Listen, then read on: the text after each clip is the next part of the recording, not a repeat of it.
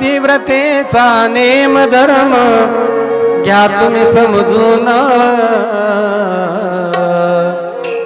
आपुल्या पतीला नित्य मानिते देवा समान, आपुल्या पतीला नित्य मानिते देवा समान. पतीला आला राग तरी घेते समजून, अपराधाची क्षमा मागते पदर पसरून, अपराधाची क्षमा मागते पतीर पसरून. देवाला म्हणे पतीच्या आधी द्या मला मरण,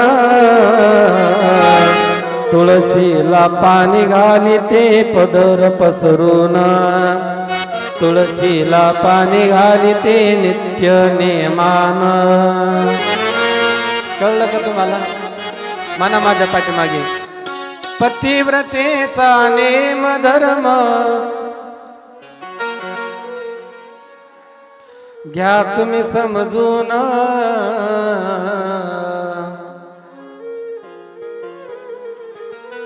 आपुल्या पतीला नित्य मानिते देवा समान.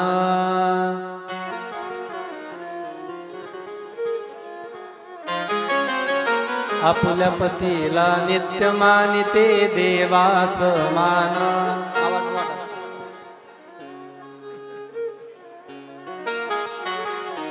पतीला आला राग तरी घेते समजून,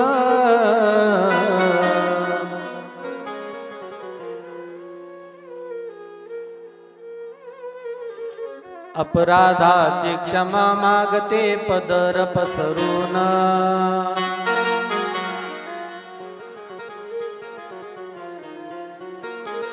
देवाला म्हणे पतीच्या आधी द्या मला मरण,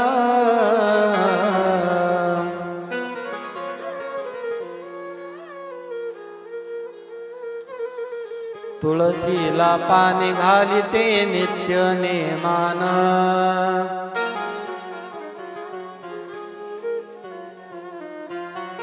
काय गोड आवाज आहे तुमचा, एकदा टाळ्या वाजवा तुमच्यासाठी.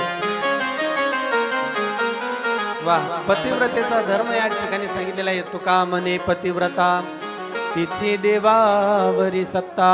पतिव्रतेचा एवढा अधिकार. एक व्रत नेमा काया वचन मन पतिपद प्रेमा. पतिर्ही देवता नार्या पतिर्बंधू पतिर्गुरु. स्त्रीसाठी एकच धर्म एकच व्रत सांगितलेलं आहे. आपल्या मालकाची सेवा करणं हाच मोठा धर्म आहे. कारण की एक ऋषी होते, त्यांचं नाव आहे जांजली ऋषी. त्या जांजली ऋषीने एवढी साधना केली होती, एवढी तपश्चर्या केली होती. एक वेळेस वनामध्ये साधना करत असताना एका कावळ्याने विष्ठा केली, ती विष्ठा त्यांच्या जटेमध्ये पडली. महाराज जटेमध्ये पडल्यानंतर त्यांना राग आला आणि नुसतं रागाने वरती बघितलं महाराज त्या पक्षाकडे.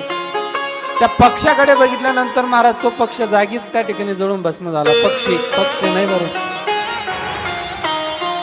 पक्ष नाही संपत महाराज आता आजकाल. त्या पक्षाकडे नुसतं त्या ठिकाणी रागाने बघितलं तर तो पक्षी त्या ठिकाणी जागेवर जळून भस्म झाला. जांजली ऋषीला अभिमान अहंकार निर्माण झाला. एका गावामध्ये भिक्षा मागण्याकरता गेली. एका घरासमोर उभे राहिले आणि म्हणू लागले, भिक्षाम देही माते, भिक्षाम देही माते.